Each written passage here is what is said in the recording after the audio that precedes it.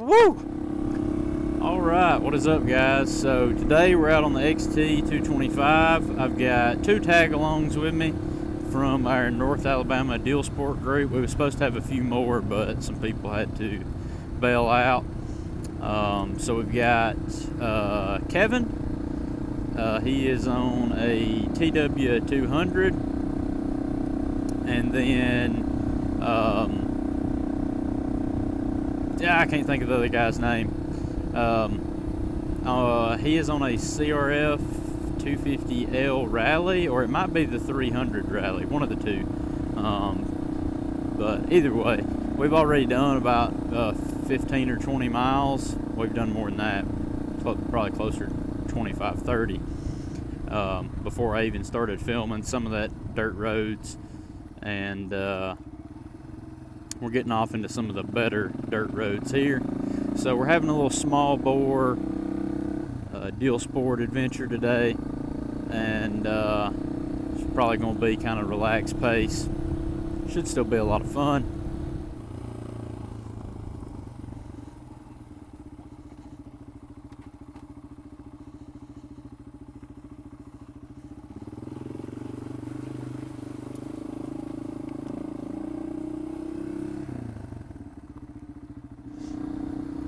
Alright, we're back up and going now. Took us a little break.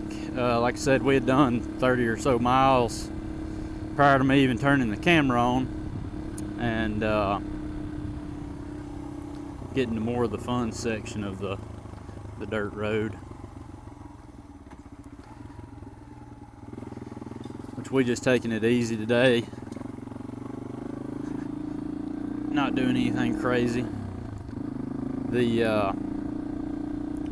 These Kenda K270, I think, Trailmaster 2s, just put out a review video on them, and I'm still liking them so far. They did good on the road and the highway getting here. Still fairly smooth on the road, which, like I said in that video, I did balance the wheels and tires after I mounted the tires. So a lot of people, I feel like, don't do that on these slower, smaller bikes. Just gravity method of balancing with, stick the axle shaft in the wheel and grab it on each side and hold it off the ground and find the heavy spot.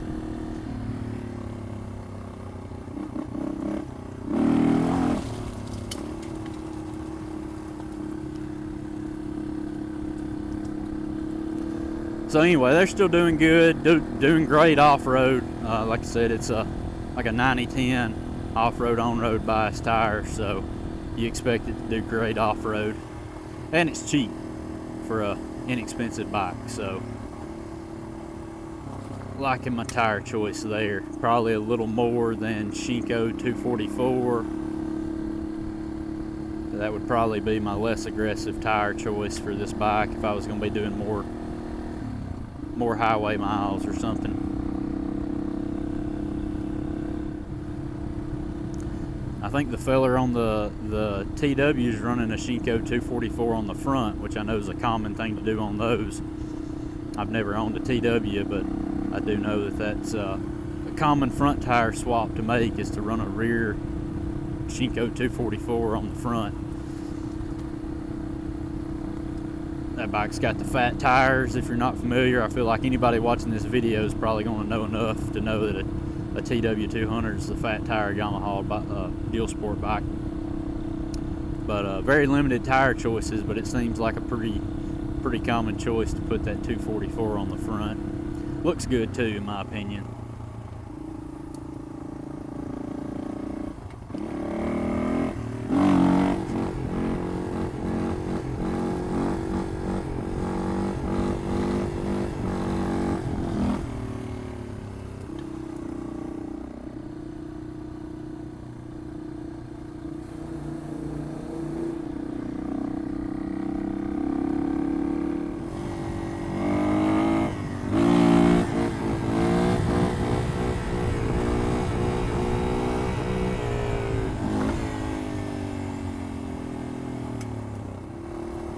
Try to keep the miles off that new Kenda front tire.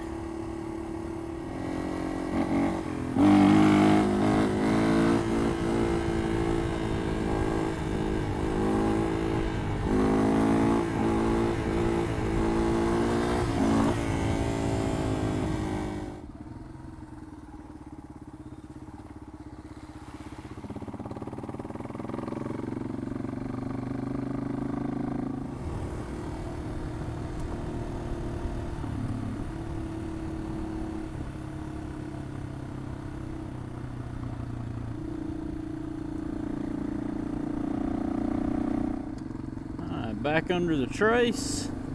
Got a few creek crossings coming up. Then we'll be wrapping this ride up in a little bit.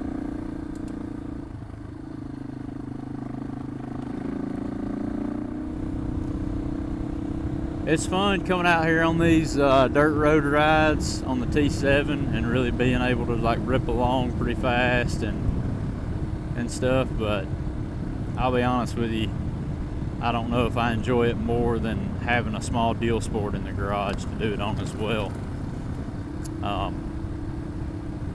You know, the saying is it's more fun to ride a slow bike fast than a fast bike slow, and I'm not riding a slow bike very fast today, being that I've got a couple with me that I haven't ever rode this route before. But just a relaxing ride like this really is, at the very least, it's an equal amount of fun as having a big or higher horsepower adventure bike and just really ripping along. I enjoy the small bore life just as much, at minimum, if not more. If you've got a bigger bike in the garage and you've never, for whatever reason, tried out small Dualsports, you know, Yamaha XT225 like I'm on, the XT250, which you can still buy new, unlike the 225. The Honda CRF 250 and 300L, the KLX 250 or 300, TW 200 even. It's just a lot of fun. Not as easy to get yourself in over your head.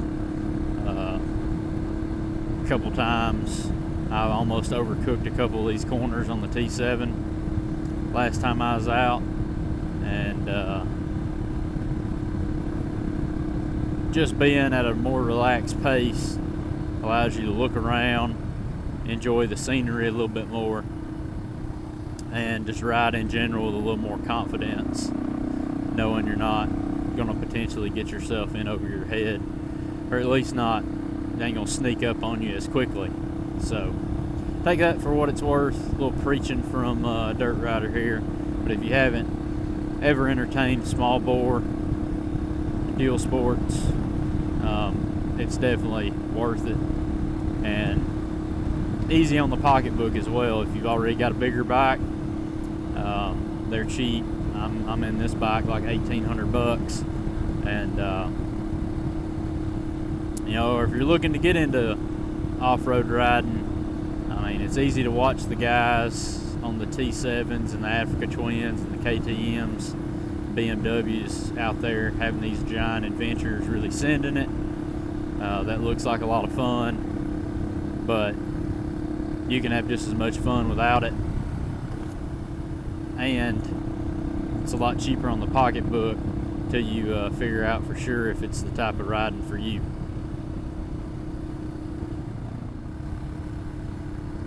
Alright, this crossing here is slick as ice, so I told these boys I'd stop and give them a heads up.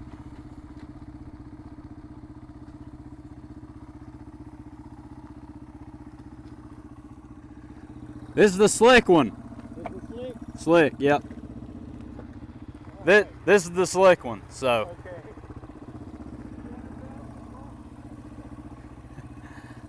I can if you need me to, but I'll go first. You can kind of get an idea, but it ain't that bad, but it can get you.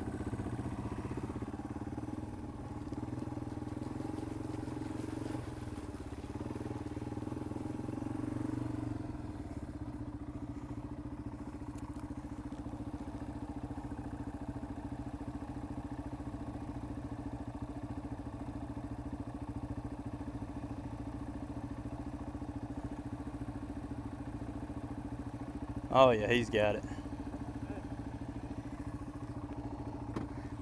How bad was it on that? Huh? Was it bad on that?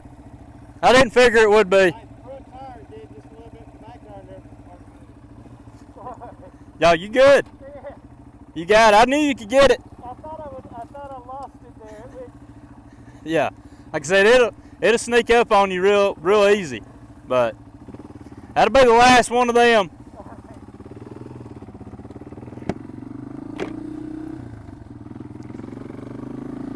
Now that right there is a perfect example. If you had a big adventure bike that you bought just because that's what everyone on YouTube has, that's I'm not gonna say an easy creek crossing, but that one's fairly easy because it's so smooth for being slick.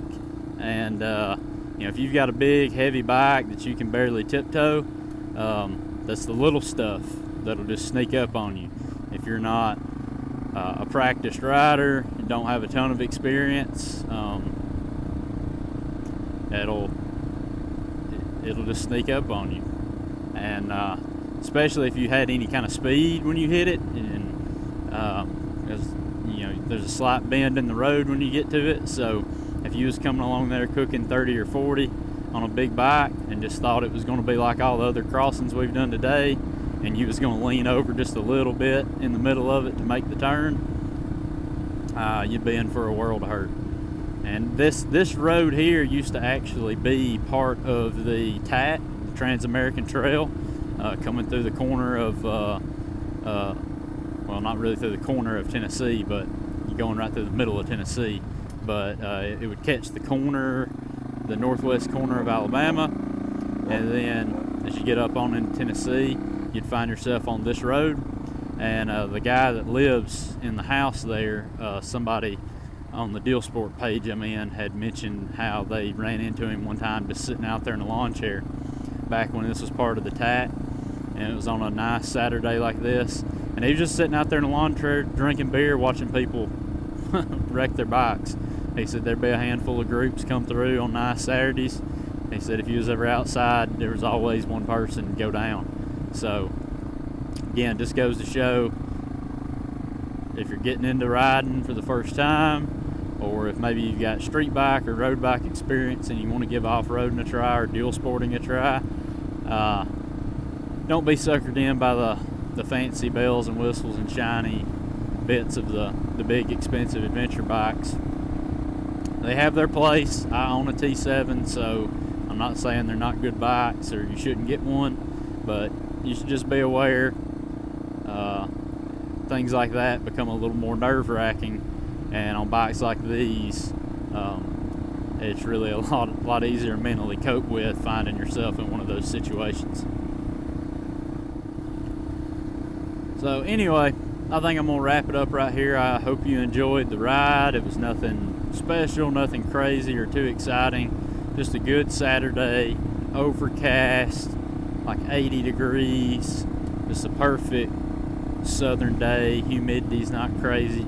Couldn't not get out and ride on a day like today.